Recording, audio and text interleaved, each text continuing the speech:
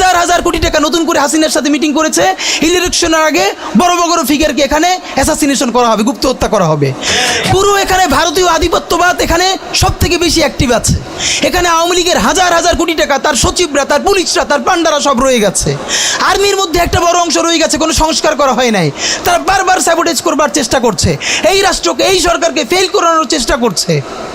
তো আপনি মুক্তিযুদ্ধের পরে যে ৩-৪ বছর এই রকম রাহাজানি হয়েছে, সেটাকে যদি অটকুন দিতে পারেন যে নতুন রাষ্ট্র গঠনের আগে এই ঝামেলাটা হয়, তাহলে এই যে নতুন বাংলাদেশের স্বপ্নের মধ্যে এইগুলোকে আপনি বড় করে মপ করে ফ্রেমিং করেন, আপনি এই জবান যে আপনার না, এই জবান যে দিল্লির জবান, ভারতীয় আধিপত্যবাদের জবান, সেইটা বুঝতে আমাদের পিএইচডি করা লাগে না।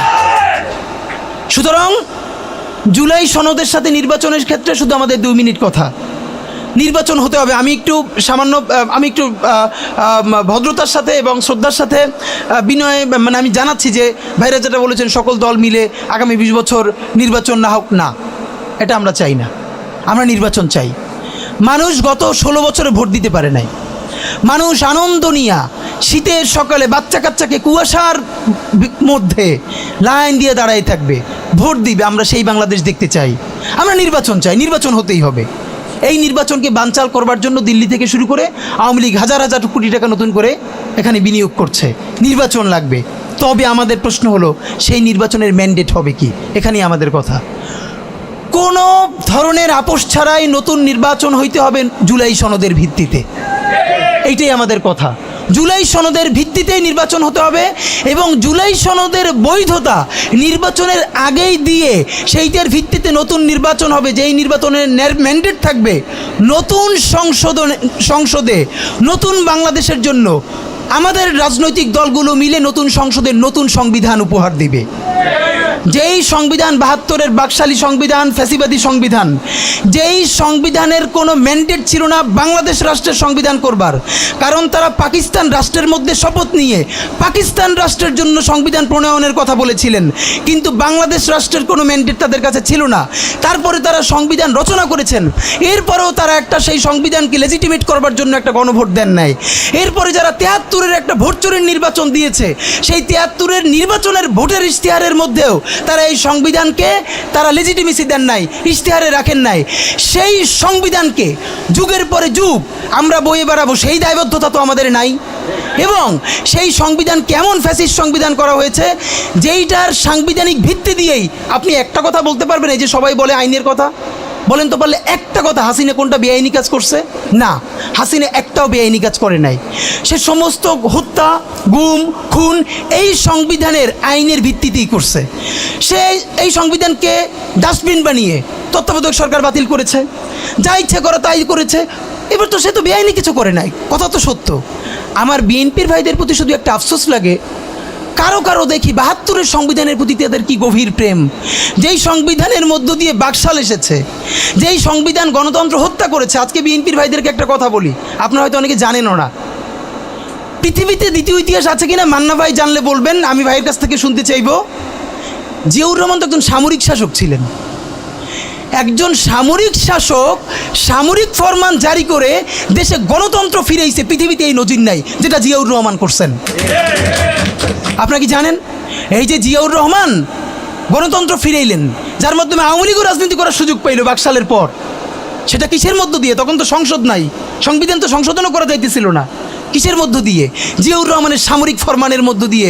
পৃথিবীর একমাত্র একজন সামরিক শাসক যিনি ফিল করলেন না, সামরিক পন্থা দিয়ে করা যাবে না, গণতন্ত্রে ফিরতে হবে। এবং দেখেন হাসিনারে এবং আওয়ামী লীগের চরিত্রটাই হলো এরকম, এরা যে একটু ভালোবাসে তার এসে হত্যা করে। শহীদ প্রেসিডেন্ট জিয়াউর রহমান শেখ হাসিনাকে দেশে আসার অনুমতি দিছিলেন, সুযোগ দিছিলেন এবং বলছে থাক সবাই রাজনীতি করুক। আসার 1 মাসের মধ্যে জিয়াউর রহমান শহীদ হয়ে গেছে, 13 দিনের মধ্যে। এবার দেখেন এই যে আমরা এখন যারা সবাই করতেছি, সুতরাং এটা একটা বিষ। এই বিষের সাথে আমরা কীভাবে লড়াই করব? জাতীয় ঐক্যমত্য তৈরি করতে হবে। সুতরাং পলিটিক্যাল পার্টি এবং সবার প্রতি একটা কথা, প্লিজ আপনারা বিএনপিকে শতভাগ কর্নার করে দিন না। বিএনপি এই আধিপত্যবাদ বিরোধী লড়াইয়ের জন্য আমাদের একটা বড় শক্তি। এই শক্তিকে এত বেশি কর্নার করা যাবে না যাতে তারা গিয়ে আওয়ামী লীগের হাত ধরে ফেলে। তারা যদি আওয়ামী লীগের হাত ধরে ফেলে তাহলে লড়াইটা তো আমাদের জন্য আরও কঠিন হয়ে যাবে। বরং বিএনপির প্রতি আমাদের চ্যালেঞ্জ হলো, যেই বিএনপি বাকশালী সংবিধানের প্রতি প্রেম দেখাবে, তার শহীদ জিয়ার ছবিটা সামনে আইনে বলতে হবে যে এই বাকশালী সংবিধান তো জিয়াউর রহমানই ছুঁড়ে মারছিল। বেগম জিয়া বলেছেন এই সংবিধানকে ছুঁড়ে ফেলা হবে। ওমা এখন বেগম জিয়ার চেয়েও নতুন বিএনপি আসছে, বেশি প্রেমের বিএনপি। যেই শহীদ প্রেসিডেন্ট জিয়াউর রহমান ইসলামোফোবিক জায়গা থেকে বাংলাদেশের মুসলমান, বাঙালি মুসলমান সব আইডিয়াকে ধারণ করে বাংলাদেশে জাতীয়তাবাদ তৈরি করলেন। এখন একটা নতুন বিএনপি গজাচ্ছে, কেউ চেষ্টা করতেছে পুরো বিএনপিটাকে একটা ইসলামোফোবিক বিএনপি করা। এ কি ভাই, ইসলামোফোবিক বিএনপি সে কোথায় যাবে? সে কি দিল্লি যাইতে চায়? আমরা আমাদের প্রথম চ্যালেঞ্জ হলো স্বাধীনতা সার্বভৌমত্ব রক্ষার স্বার্থে এই বিএনপিকে শহীদ জিয়ার কাছেই রাখতে হবে, এই বিএনপিকে বেগম জিয়ার কাছেই রাখতে হবে। নাম্বার 2, আমাদের সামনের নির্বাচনে ম্যান্ডেট কি হবে এইটা সুস্পষ্ট। জুলাই সনদের ভিত্তিতে যদি নির্বাচন না হয়, এই নির্বাচন আপনারা চাইলে করেন, আমরা কেউ ভোট দিতে যাব না। নাম্বার 3, সেই নির্বাচনের পরে সংসদের ম্যান্ডেট কি হবে?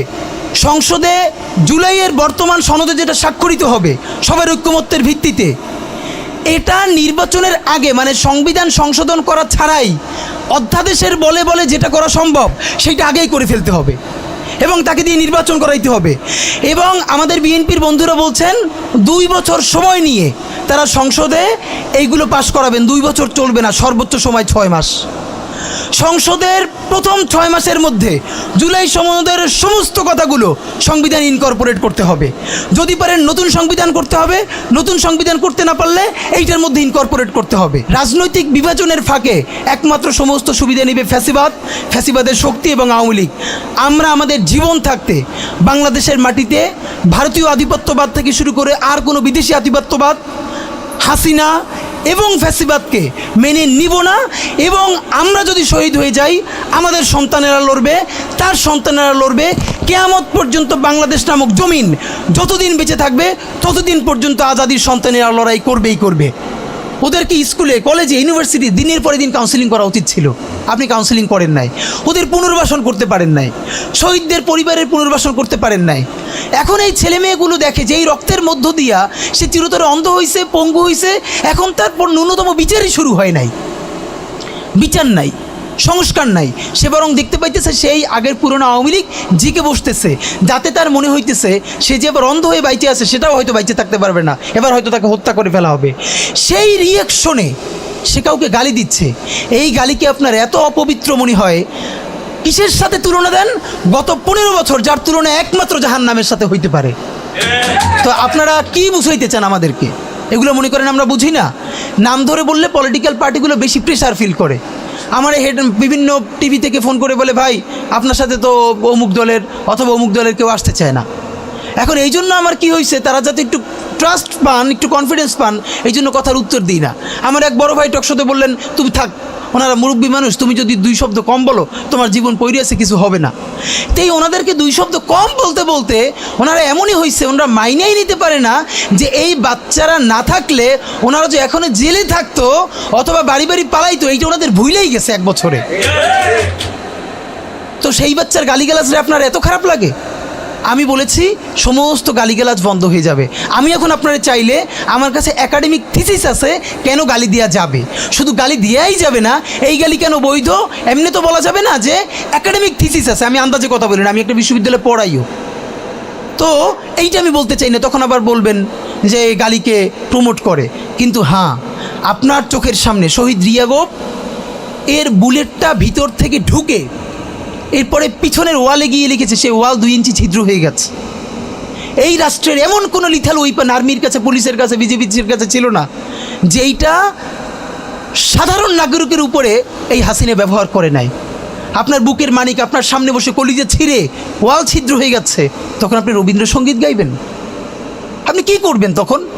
এখন মুশকিল হলো, এই গালি নিয়ে যারা কথা বলে তার কোনো সন্তান শহীদ হয় নাই, তার বাবা মাও শহীদ হয় নাই, কেউ অন্ধ হয় নাই, পঙ্গু হয় নাই, তাই গালি এত বিষ লাগে, আর আওয়ামী লীগ তার মধুর মতো লাগে। তো এখন আমি সর্বশেষ যে কথাটা বলতে চাই, আপনারা একটা মিডিয়ার ভাইয়েরা কাইন্ডলি চেষ্টা করে দেখেন, এই যে গৃহযুদ্ধটা হওয়ার কথা ছিল, হইল না, তো অশান্তি তো কিছু থাকবেই, আমরা তো রাষ্ট্র গঠন করব। এরপরও তো তুলনামূলক কোনো কম হচ্ছে। কেউ একটা মিডিয়া কেন বলতেছে না 1971-এর মহান মুক্তিযুদ্ধের পর 72 থেকে 75 বাংলাদেশে যেই পরিমাণ মব সন্ত্রাস হয়েছে, যেই পরিমাণ কেওয়াস হয়েছে, ইতিহাসে তার হয় নাই। তার সাথে জড়িত ছিল কারা? এই যে মুজিব বাহিনীর গুন্ডারা। আমার বাবা আমার মা বলেছে মুক্তিযুদ্ধের পরে যে অস্ত্রগুলো জমা দেওয়া হয় নাই, সেই জমা না দেওয়া অস্ত্র থেকে প্রত্যেকটা বাড়িতে বাড়িতে ছিনতাই রাহাজানি। আমার মায়ের আজকে এই কথাটা বলি, আমার মা বলতেছেন আমার নানা একজন সম্ভ্রান্ত আলেম, তিনি যেখানে থাকতেন মুক্তিবাহিনী এবং পাকিস্তান বাহিনী কেউই তাকে কখনো আক্রমণ করেন নাই তার সম্মানে। আমার মা খালারা বাসায় ছিলেন, তাকে পুরো এলাকাবাসী দেখিয়ে রেখেছে। বাট মুক্তিযুদ্ধের পরে আমার মা বলেছে, তখন তার বয়স 16, আমার মা আমার খালা এবং এলাকার অনেক মেয়েদেরকে যাদের চেহারা একটু ভালো ছিল তাদের গায়ে কালি মেখে তারপরে অনেক সময় মাটির নিচে বাংকার বানিয়ে বা বিভিন্ন জায়গায় রাখা হতো তাদের সম্ভ্রম রক্ষা করবার জন্য। এই মুজিব বাহিনীর গুন্ডারা সেগুলো করেছে না? এমন কোনো চিন্তা নেই। ব্যারিস্টার ফুয়াদ ভাই সেদিনকে বলেছেন তার বাবা সে অসংখ্য সালিশ করেছে তাদের এলাকায় যে এই গুন্ডাগুলো মুক্তিযুদ্ধের পর বিভিন্ন জায়গায় ছিনতাই করতো, তারপরে এলাকাবাসী আইনে গাছের সাথে বাইধে রাখতো, এরপর এলাকার মুরব্বীরা আবার সব উদ্ধার কইরা মানুষের কাছে কাছে দিয়ে আসতো। হওয়ারই কথা ছিল একটা নতুন রাষ্ট্র, আইনশৃঙ্খলা বাহিনী প্রতিষ্ঠিত হয় নাই, প্রচণ্ড কেওয়াজ হবে, তারপরে নতুন রাষ্ট্র গঠন করতে হবে, আইনশৃঙ্খলা বাহিনী ঠিক করতে হবে, স্বাভাবিক তো। তাহলে মুক্তিযুদ্ধের পরের কেওয়াজ যদি আপনার কাছে মব না হয়, তাহলে এরকম তুমুল গণহত্যার পরে যখন গৃহযুদ্ধ হয়ে যাওয়ার কথা সেইটা হয় নাই, বরং এখনও এখানে এস আলম